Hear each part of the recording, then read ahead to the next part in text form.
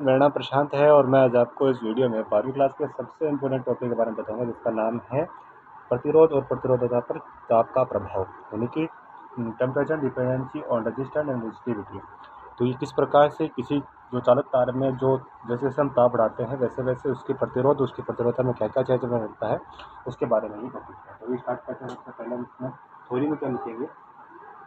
तो अब बच्चों हम लिखेंगे इसमें, देखो हम जानते हैं तो हम जानते हैं क्या जानते हैं हम कि जो प्रतिरोधकता होती है उसका फॉर्मूला क्या होता है। प्रतिरोधकता जिसको रो से लिखा जाता है वो होती है एन अपॉन फोर। ठीक है, अगर टो प्रतिरोध होता है, ठीक है, तो लिखोगे जैसे जैसे जैसे जैसे ताप बढ़ाया जाता है, दो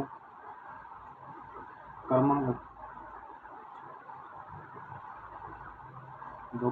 तत्वों के मध्य लगने वाला लगा समय कम होता है।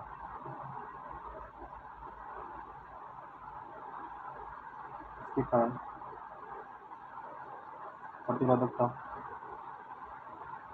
प्रतिरोधकता का मान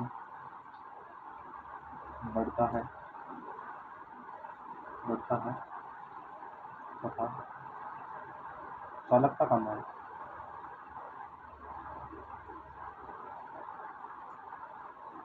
कम होता है। ठीक है, इस वजह से जैसे संकट बढ़ता रहता है वैसे वैसे उसकी जो प्रतिरोधकता उसका मान बढ़ता है और उसका मान जो चालकता है उसका मान घटता है। माना किसी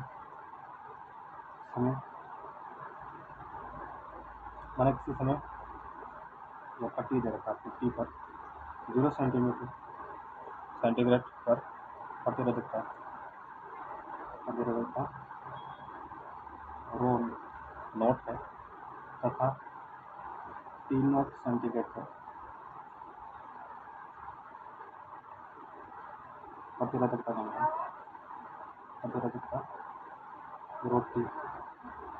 रोटी है तो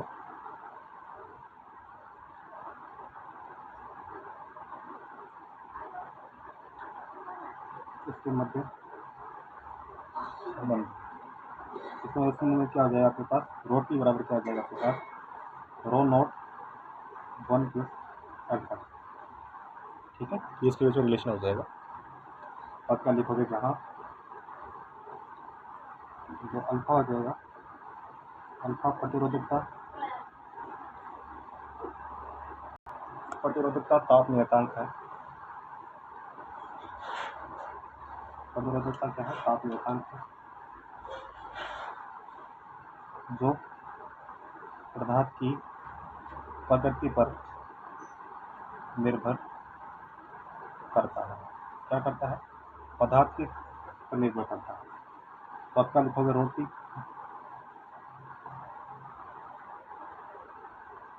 इस रो को अंदर से मल्टीप्लाई कर दो,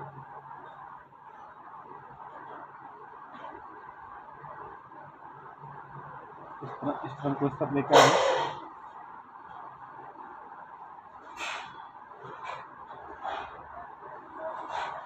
यहाँ से आप अल्फा की वैल्यू निकालोगे तो क्या जाएगा आपके पास,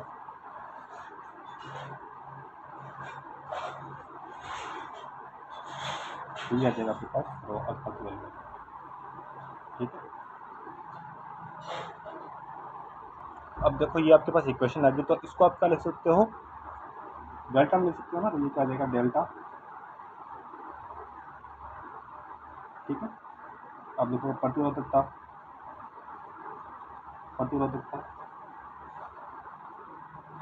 का मान ही प्रतिरोध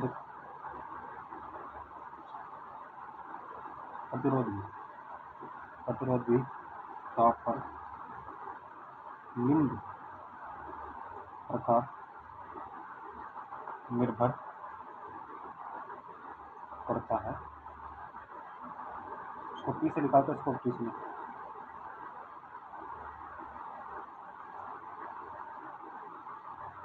जहाँ प्रतिरोध ताप गुणांक, ठीक है, तो आप इसमें ग्राफ बनाओगे जिसमें प्रतिरोध और इसके बीच में ग्राफ प्लॉट करोगे आपके पास, तो वो इस प्रकार से प्राप्त होगा, ठीक है।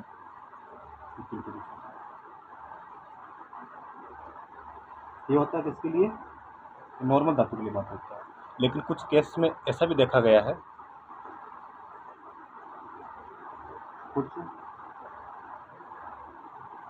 मिक्सड धातु जैसे न्यूट्रॉन क्या होता है बच्चों, ये जो हीटर देखा है आपने, हीटर में जो आपकी जो लड़ियाँ होती हैं इस प्रकार से देखोगे आपने, वो नियॉन से इसमें नहीं होती, ठीक है। तो ताप पर इसकी निर्भरता काफ़ी कम हो जाती है ताप पर, ठीक है। तो इसका जो ग्राफ होगा ना टोटल टी और इसके बीच में, वो यहाँ से स्टार्ट इस प्रकार से होता है, ठीक है। अब हम बात करते हैं कुछ अन्य महत्वपूर्ण जो उसके उदाहरण है उसके बारे में बात करते हैं। सबसे पहला आता है इसमें आपका विद्युत रोधी, ठीक है। विद्युत रोधी क्या कहते हैं, पदार्थ होता है, तो इन पदार्थों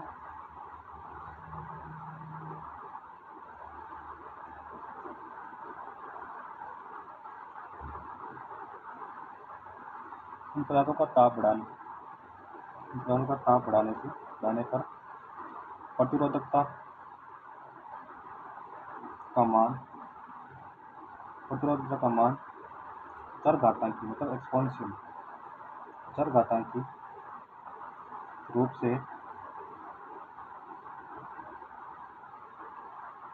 कम होता है तथा ताप घटाने पर वे बढ़ता है, ठीक है। अतः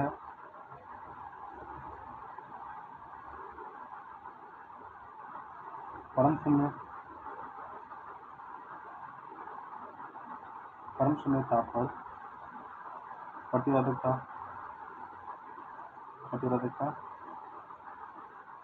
अग्निवर्ती तथा और चालकता का मान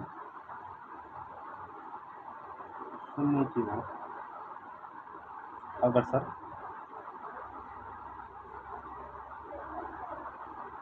हो जाता है, ठीक है।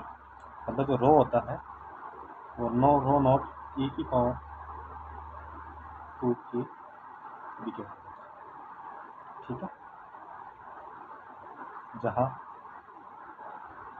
के भी बराबर क्या देगा आपके पास बोल्ट्जमान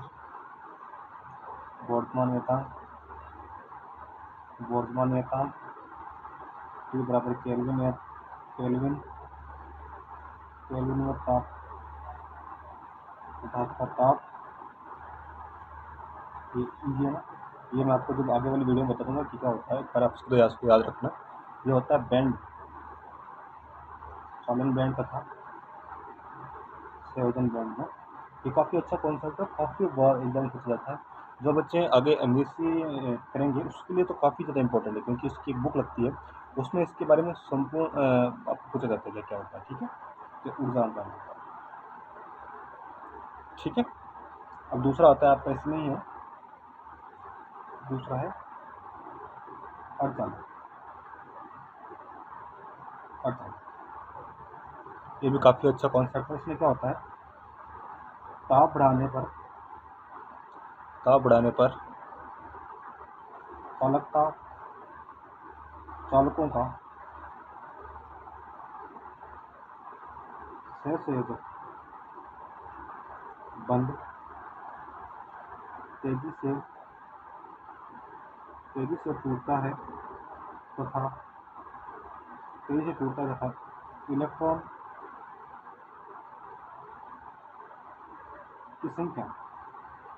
की संख्या चरघातांकी रूप में वृद्धि हो जाती है, इलेक्ट्रॉन की संख्या में क्या हो जाती है, टेम्परेचर में वृद्धि हो जाती है। तो इसका जो ग्राफ पोर्टल होता है वो कुछ इस प्रकार से होता है। ठीक है। अब तीसरा इसमें सबसे इम्पोर्टेंट है वो है अतिचालकता।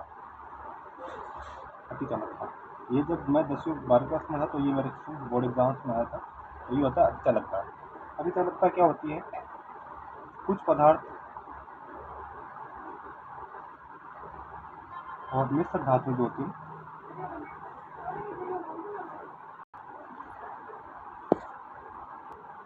मिश्र धातुओं में एक निश्चित ताप पर उनकी जो प्रतिरोधकता होती है, उनकी प्रतिरोधकता का मान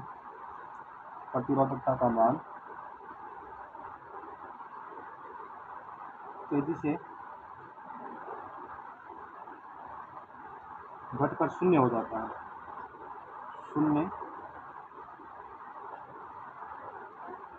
हो जाता है या होता है। ऐसे पदार्थ अतिचालक पदार्थ कहलाते हैं।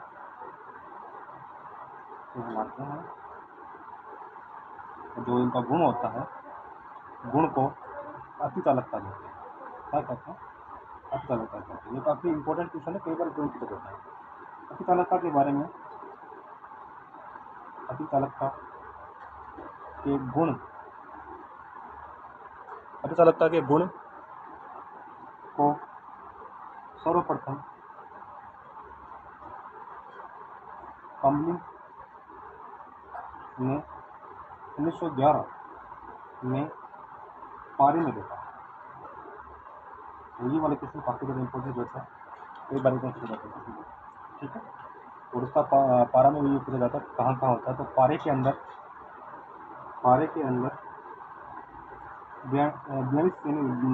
4.2 केल्विन ताप पर से कम ताप पर प्रतिरोधकता का मान शून्य हो जाता है। ठीक है। तो ये होता है, इसको साथ ही क्या बोलते हैं, जिसे मैग्नेटिक प्रभाव भी कहते हैं। क्या कहते हैं, मैग्नेटिक प्रभाव भी कहते हैं। तो एग्जाम में आपको या तो अतिचालकता जाएगा या आपको मैग्नेटिक प्रभाव जाएगा। ठीक है बच्चों, धन्यवाद।